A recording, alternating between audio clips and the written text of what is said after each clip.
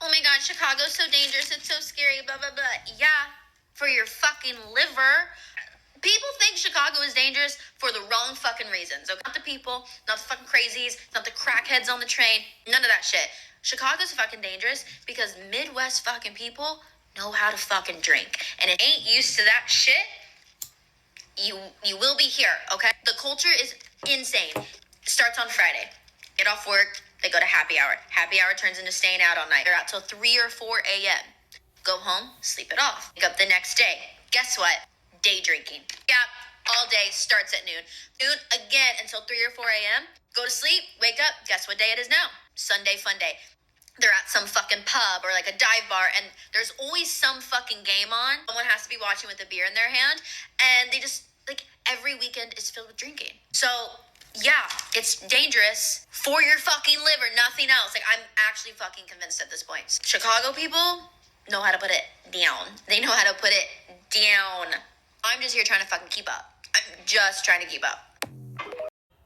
Now, the folks in the Chicagoland area don't know how to drink as well as the folks in the state of Wisconsin do. But for the longest time, there were numerous people that thought the official Chicago flag was the old style sign they saw in every fucking neighborhood, in front of every fucking corner bar. Yeah, drinking is a way of life for a lot of people around here, and what she described is accurate. I had a friend that worked at Brookfield Zoo a long time ago, and we used to go on fucking benders, right? Now, he was a drinker, but back in the day, we were doing a little bit of the booger sugar. Haven't done that in over 30 years now, but we would get a hefty quantity of Pablo's Finest, and then he would start drinking, and he had shifts. So, like, we would be up all night long partying. His brothers were there.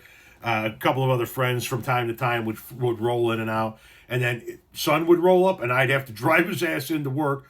I'd dump him off at the zoo. He'd go in, he was on the grounds crew. He'd work a 9-hour shift, and then I'd pick his ass back up, bring him back home. And his brothers and friends were still in the basement partying, and he would just roll right in and pick up where we left off. And that's just the way. And later on that night, 3 o'clock in the morning, where were you? You were at the fucking White Castles getting yourself a sack of 50. Because that was A, one of the few places that was open, and B, it was affordable. You could go in and get a fucking 2 giant sacks of burgers for next to nothing. And if you weren't at White Castle at 3 o'clock in the morning, chances are you were down in Summit, Illinois at El Farol, Burritoville. Burritos as big as your head back in the day. They're not quite as big as your head anymore, but they're still good. God damn, they're good. But that's just keep going until your body says, okay, that's it. Now you need like 8 hours of sleep. It'll happen eventually.